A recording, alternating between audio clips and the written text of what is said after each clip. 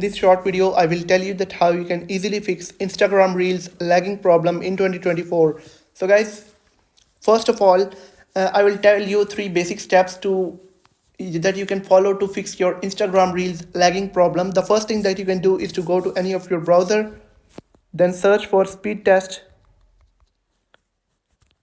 and tap on Ookla speed test. Now you'll have to test your internet connection speed by clicking on go, and if that is anything above 5 MBs per second, your internet connection is fine.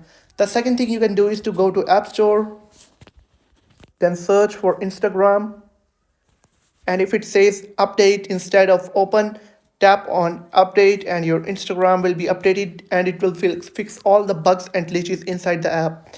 And if it still doesn't fixes your problem, you can go to settings, go to general, iPhone storage, then look for Instagram and tap on it and tap on offload app and reinstall it.